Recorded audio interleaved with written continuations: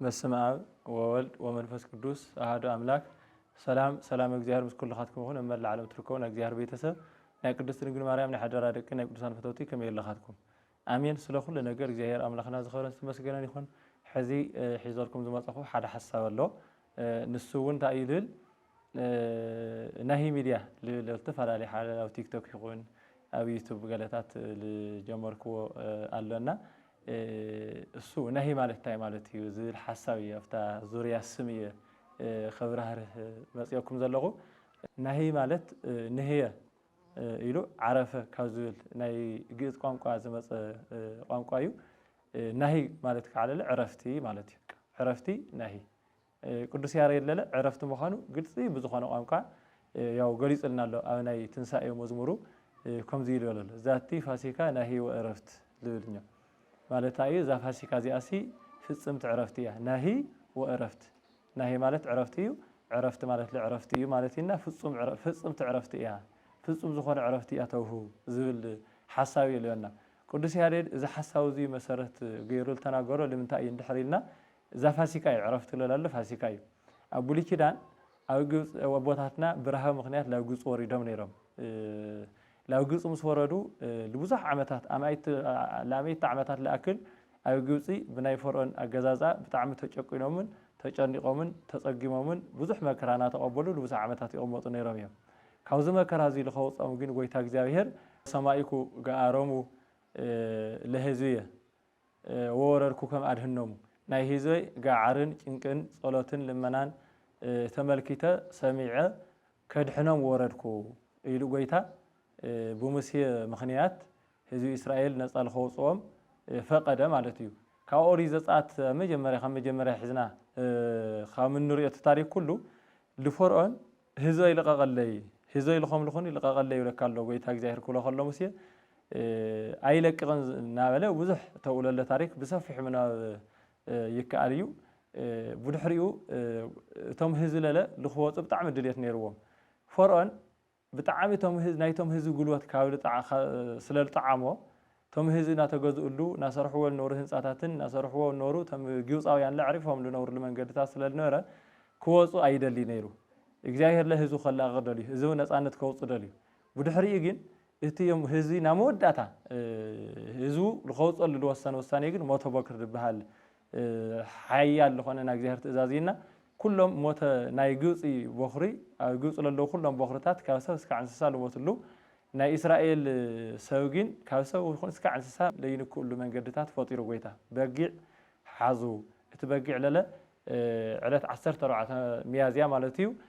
ዝክሕረድ እሞ ካብኡ ብድሕሪኡ ገዝኦም በጊዕ ተሓሪዱ እቲ ደም ናብ ሕድሕድ ገዛ ዝክዓርፎ እሞ ብድሕሪኡ እቲ ደም ዝዓረፎ ገዛ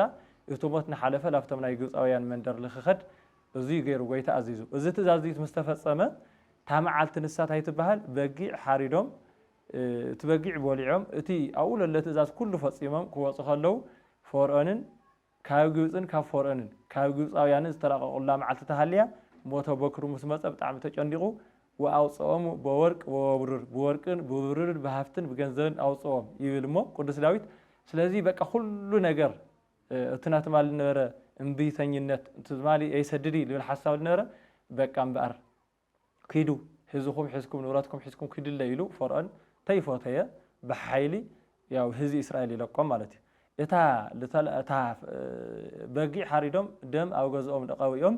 ሞት ዝሓለፈሎም መዓልቲ ወይ ደሞ ስራሕ እንታይ ትበሃል ፋሲካ ትበሃል።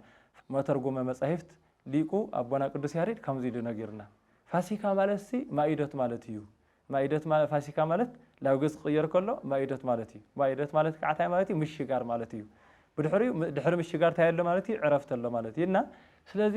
ፋሲካ ዝተባሃለት መዓልቲ ኣብ ብሉይ ኪዳን እዚኣ ኮይና ካብ ግብፅ ዝወፅላ መዓልቲ ዝዝክርላ በዓለ ፋሲካ ግበሩ ፋሲካሁ ለእግዚአብሔር ይብል ኦሪት ዘፀአት ምዕራፍ 12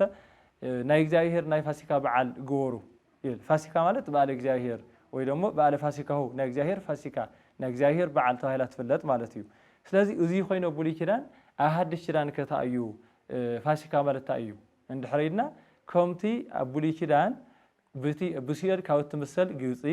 ብዲያብሎስ ካብ ዝምሰል ፈርዖን ባጋንንቲ ወይ ደሞ ብሰራዊተ ዲያብሎስ ካብ ዝምሰሉ ሰራዊተ ፈርዖን ኣላቂቁ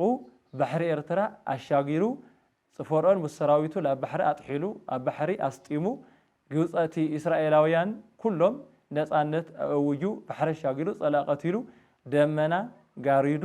መና ኣውሪዱ ከም ዝመገቦም እናመገበለለ ምድረ ርስቲ ከምልእቶም እንደገና ጎይታና መድሓኒትና ኢየሱስ ክርስቶስ ለለ ንዓና ካብ ሰማይ ሰማይ ወሪዱ ካብ ድንግል ማርያም ተወሊዱ ባሕሪ ሲኦል ኣሻጊሩ ማለት እዩ ዲያብሎስን ኣጋንንትን ቀጥቂጡ ቀቲሉ ማለት እዩ በሞቱ ለሞት ደምሰሶ ተባሂሉ ከም ዝተነገረ ቀጥቂጡ ባሕሪ ሲኦል ኣሻጊሩ ካብ ሲኦል ናብ ገነት ለውፀልና ንሓሰላ መዓልቲ መኣዘያ ፋሲካ ብሂል ማኢዶት ብሂል ፋሲካ ማለት ምሽጋር እዩ እንድሕሪድናዮ ካበይ ላብል ተሻገርናሉ ማለት እዩ እቲኣቶም ካብ ግብፂ ላብ ዓዶም ላብ ከነኣን ላብታ ማዕሪፃ ይተፈስስ ዓዲ ዝተሻገሩላ መዓልቲ ዝሓስላ መዓልቲ ፋሲካ ተባሂላ ከም ትፍለጥ ኩሉ ንሕና እውን ካብ ሲኦል ላብ ገነት ካብ ዲያብሎስ ላብ እግዚኣብሔር ረቦና ካብ ባርነት ላብ ነፃነት ዝተሻገርናላ መዓልቲ ጎይታ ክርስቶስ ላብ ሲኦል ኮይሉ ወሆረ ሃበ እለ ምቁታት ነብር ነብሶሙ ወሰበከ ሎሙ ግእዛነ ላፍታ ነውሶም ተኣሲራ ልነውሩ ጭቁናት ደግሞ እስረኛታት ሰባት ኩሎም ከደሞ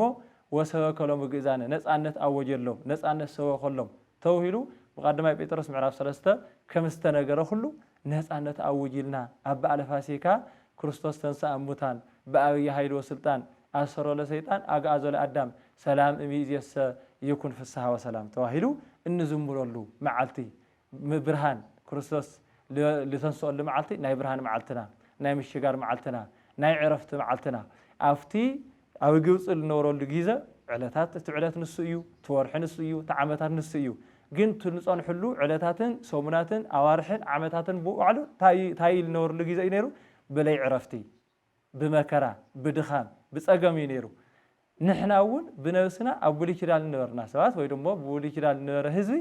ኣብ ሲኦል ብድኻም ብጭቆና ብመከራ ብፀገም ዝነበረ ህዝቢ ምስ ተሻገረ ካብ ሲኦል ናብ ገነት ዝተሻገረ ግን ዕረፍቲ ረኺቡ ማለት እዩ ስለዚ ናይ ሓድሽ ኪዳን ዕረፍትና መን እዩ ማለት እዩ ጎይታና መድሓኒትና ኢየሱስ ክርስቶስ እዩ ጎይታ ክርስቶስ መዕረፊና ጥራሕ ዘይኮነስ ዕረፍትና እዩ ማለት እዩ ንዕኡ እዩ ኣብ ማቴዎስ ወንጌል ልነገረና ጎይታ ኣቱም ሸኽምኩም ዝኸበደኩም ንዕሞ ኣነ ከቕልለልኩም እየ እምበኣር ብዙ ነገር እዚ ኢና እቲ ሚድያ እውን ናሂ ሚድያ ተባሂሉ ዘሎ ጎይታና መድሓኒትና ኢየሱስ ክርስቶስ ቃሉ ዕረፍቲ እዩ ትእዛዙ ዕረፍቲ እዩ ምስ ጎይታ እንነብረሉ ናይ እግዚአብሔር ቃል ዝወርህሉ ናይ እግዚአብሔር ቃል ዝንገረሉ ደቂ ሰባት ናይ እግዚአብሔር ቃል ምግቢ ነብሲ እንምገበሉ ሚድያ ልክኾነልና ተስፋ ብምግባርን እዚ ዕላማን ትልምን ዝገበረ ሓሳብ ተገይሩ እቲ ሽም ተወፂሉ ኣሎ እሞ ስለዚ ናይ እግዚአብሔር ቤተሰብ ተኸታተልቲ ናይዚ ሚድያ እዚ ብደንብ ገይርኩም ላው ኩሉ ሼር ላይክ ሰብስክራይብ እናገበርኩም ኣብዚ ጎኒ ሚድያ እዚ ልክትኾኑ ብስም እግዚአብሔር ንተሓሳስብ ናብ ወዳእታኻ ተሓሳስቦ ልደሊ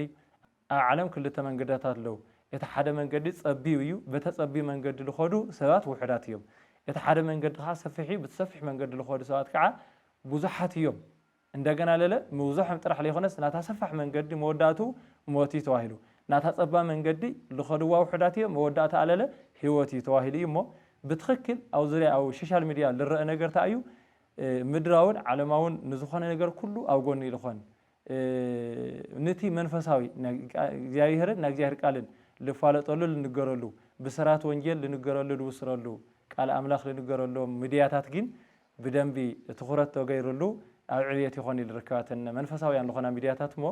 ኣብ ጎኒ ንኽውን ብደንቢ ጌርና ነባራታትዐየን ብደንቢ ጌርና ንዕብየን ልብል ሓሳብ ኣለኒ ናብ መወዳእታ ስለሰማዕኹምኒ ብስም እግዚአብሔር ከመስግን ይደሊ ጎይታ እግዚአብሔር ኢየሱስ ክርስቶስ ዕረፍቲ ህሊና ዕረፍቲ ልቢ ይዓድለና ናሂ ማለት ዕረፍቲ ማለት ኢና ብህሊናና ብልብና ካብ ዝተፈላለየ ንዓለም ድኻም እንዕርፈሉ ሚድያ እዩ እዚ መንፈሳዊ ሚድያ بدم بجرنا نبراتات عيو للحساب لني سهل الجهر ولولادي تنقول ولا مسكوا الكور آمين.